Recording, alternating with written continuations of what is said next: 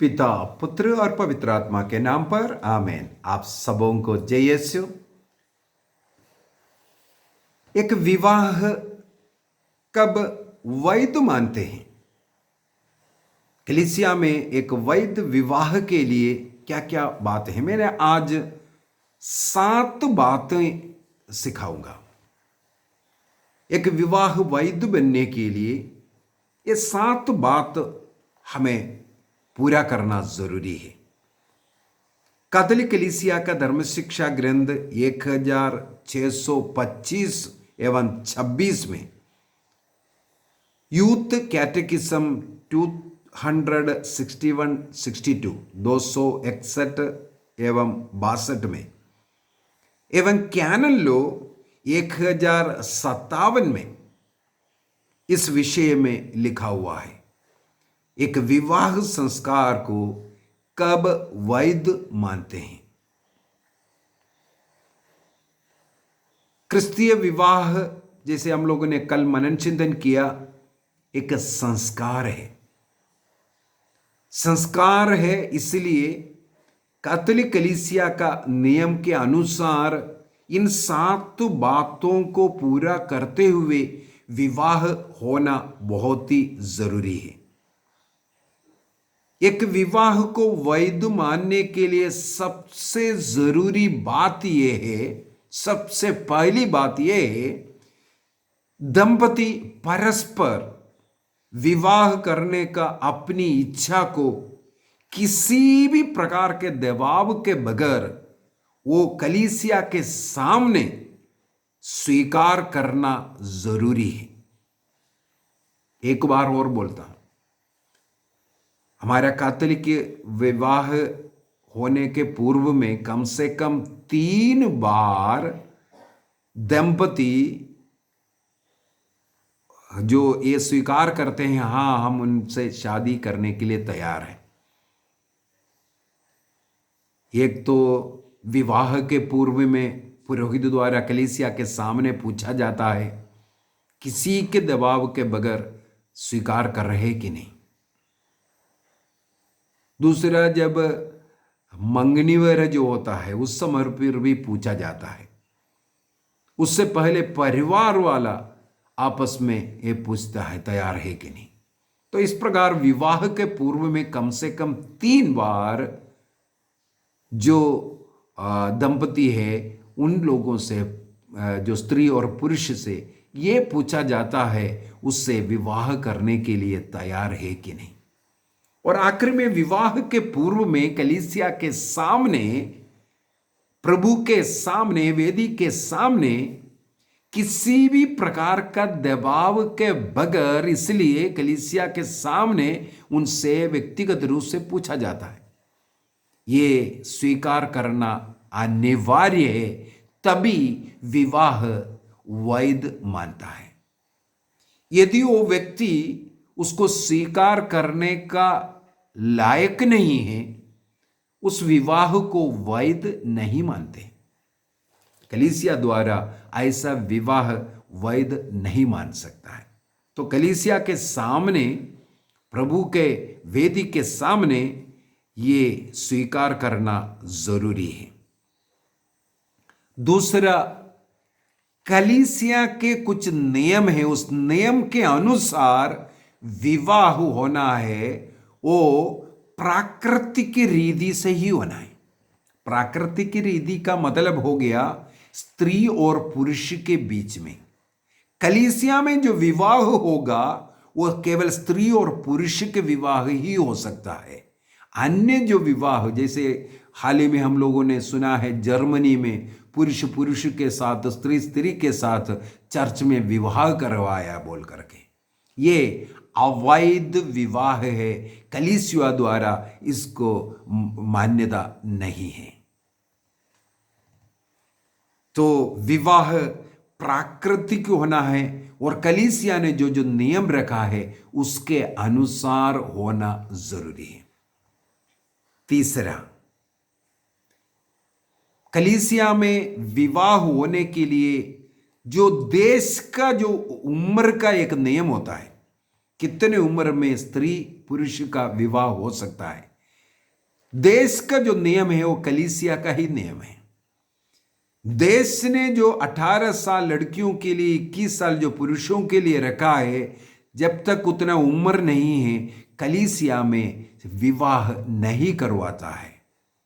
उससे पूर्व में यदि झूठ मूठ में अगर विवाह करवा दिया है वो अवैध विवाह है, वैध विवाह नहीं हो सकता है। विवाह के लिए जो नियमानुसार जो उम्र होना है वो उम्र होना जरूरी है, तभी विवाह को वैध मानता है।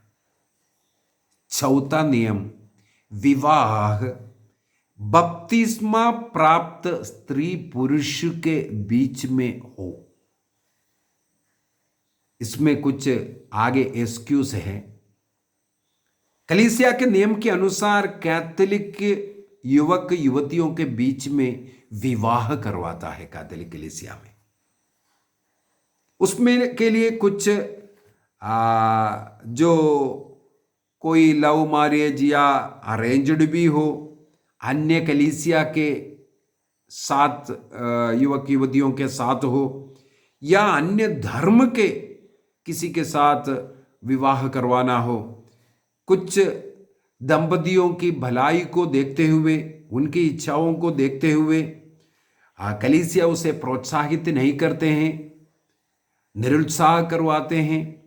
लेकिन ऐसे कठिन अवस्था में कलीसिया का कुछ नियम है। स्थानीय बिशप के अनुमति के साथ ऐसे लोगों का भी विवाह हो सकता है, चाहे पुरुष या स्त्री कैथोलिक है और उनके जीवन साथी गैर कैथोलिक हो या गैर क्रिस्तीय भी हो, उनके बीच में बिशप के अनुमति के साथ विवाह करने का एक तरीका है।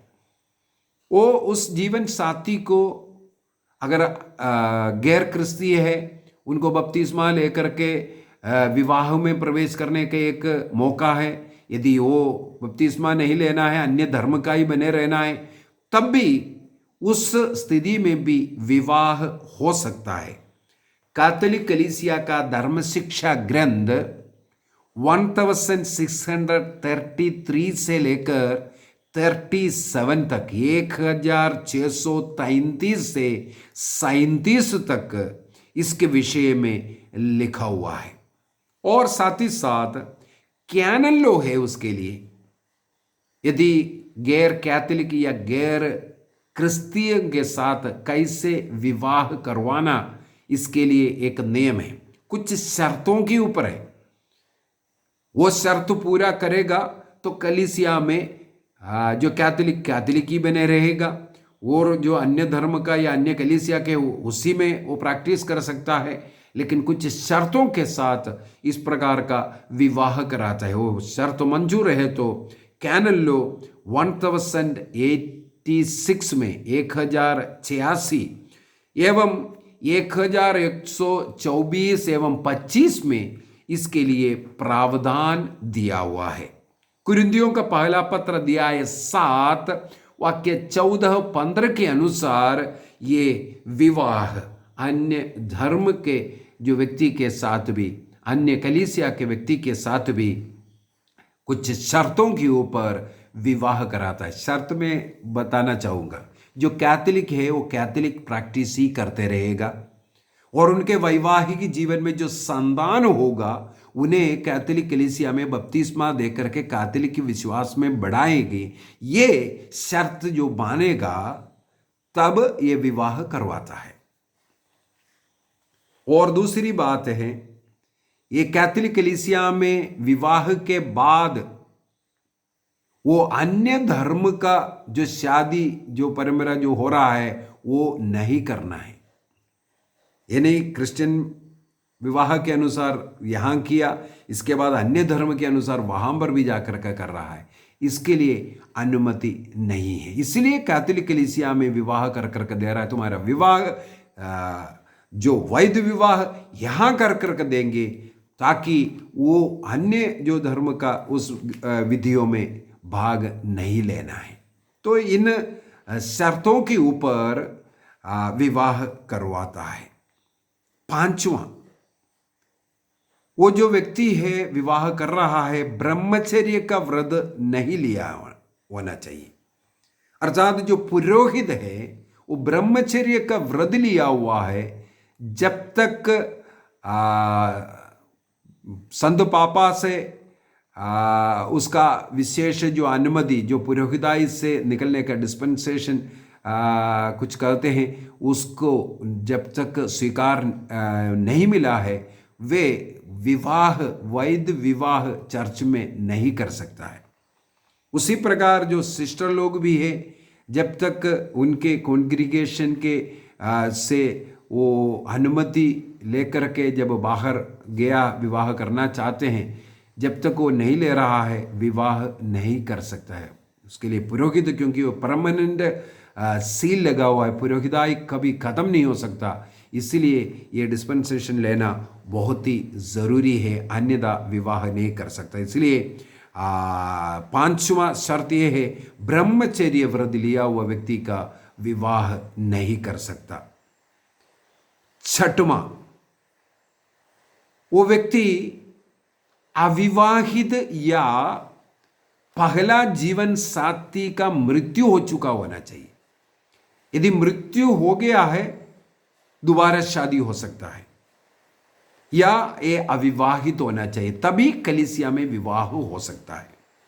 एक को तलाक दे करके दूसरा विवाह करने का अनुमति कैथोलिक कलीसिया में नहीं है। एक को तलाक किया सिविल कोर्ट जा करके, इसके बाद कलीसिया में दूसरा का साथ विवाह करने का अनुमति कैथोलिक कलीसिया में नहीं है। सातवां, वैवाहिक जीवन बिताने के लिए जो रुकावट देने वाली कोई बीमारी, कोई कमजोरी यदि उस व्यक्ति में है, ये पता है, तो उसको छिपा करके यदि विवाह भी हो गया, ये बाद में पता चलता है, वो विवाह अवैध विवाह है, अवैध विवाह है। कई लोग कुछ कुछ रहस्यों को, जो विवाह जीवन को जो बाधा देने वाली बातें, मुझे ऐसा कुछ केसेस मालूम है, मैंने ये नियम उनको बता करके दिया, ऐसे लोगों का विवाह अवैध घोषित कर चर्च से उनको दूसरा शादी करने का मौका भी मिला है। क्योंकि यदि विवाह के लिए रुकावट डालने वाली कुछ बातें हैं, जो नपुंसक है उसको छिपाया है, या वो हार्मोन की कमी है, वो अपने जीवन साथी को जो वैवाहिक संबंध है वो नहीं कर पा रहा है, इस प्रकार का जो कमियां हैं उसको छिपा करके, या अनजाने में भी हो सकता है, लेकिन ऐसे अवस्था है, ये वैवाहिक जीवन का रुकावट वाली बात है।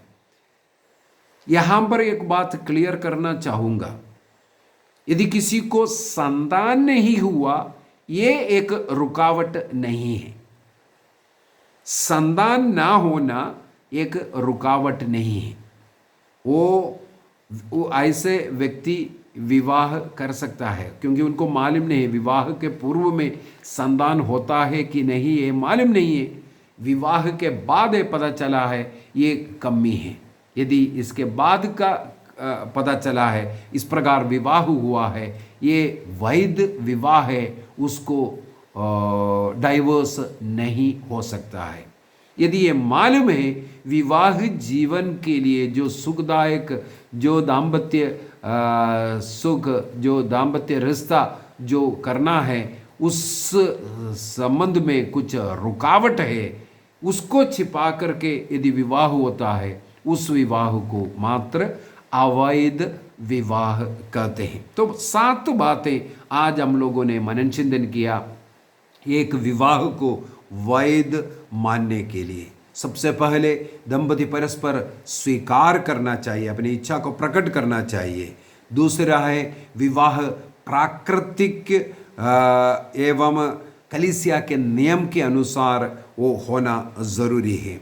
तीसरे में वो उम्र, जो नियमानुसार जितना उम्र होना चाहिए, उस उम्र के बाद ही विवाह कलीसिया में वैध माना जाता है।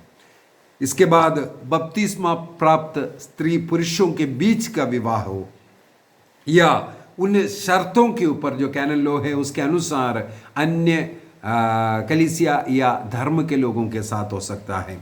और पांचवा, ब्रह्मचर्य व्रत लिया हुआ व्यक्ति नहीं होना चाहिए। छठवां, एक अविवाहित व्यक्ति होना चाहिए या पहला वाला जीवन साथी का मृत्यु हो चुका होना चाहिए। और सातवां, वैवाहिक जीवन के लिए जो रुकावट देने वाले कोई ऐसा कमजोरी या बीमारी को छिपा करके अगर विवाह करता है वो अवैध है। तो हम लोगों ने विवाह को वैध मानने के लिए क्या क्या चाहिए इस पर मनन चिंतन किया। आइए हम आंख बंद करें, हम समर्पित करें अपने परिवार को, परिवार के हर एक सदस्यों को। विशेषकर प्रभु चाहता है हमारे संतानों को सही समय पर विवाह हो। सभी युवक युवतियों को समर्पित कीजिए। जिन लोगों का भी उम्र बढ़ते जा रहा है लेकिन विवाह में कोई बाधाएं, विवाह नहीं हो रहा हो, ऐसे लोगों को समर्पित कीजिए। ऐसे हजारों युवक युवतियों के लिए मैं प्रार्थना करता हूँ जो रुकावट उनके विवाह जीवन में आ रहा है, प्रभु ईसा मसीह के उस बलिदान के द्वारा उन रुकावट इसी समय पर दूर हो जाएं। ईसा मसीह के क्रूस बलिदान के पुण्य फलों के द्वारा सभी युवक युवतियों को विवाह जीवन में प्रवेश करने के लिए या अपने बुलाहट को पहचानने का कृपा मिले। हरेक का विवाह समय पर हो। वैवाहिक जीवन में जिन्हें संतान की कृपा नहीं मिला है, ईश्वर उन्हें संतानों की कृपा दे। उनके पाप अपराध कमजोरियां रोग बीमारियां दूर करे।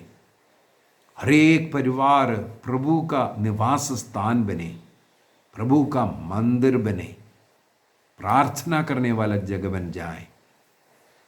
समर्पित करें सभी युवक युवतियों को, बच्चों को। प्रभु का अनुग्रह आशीष इसी समय पर मिले। पिता, पुत्र और पवित्र आत्मा के नाम पर आमीन। आप सबों को जय यीशु।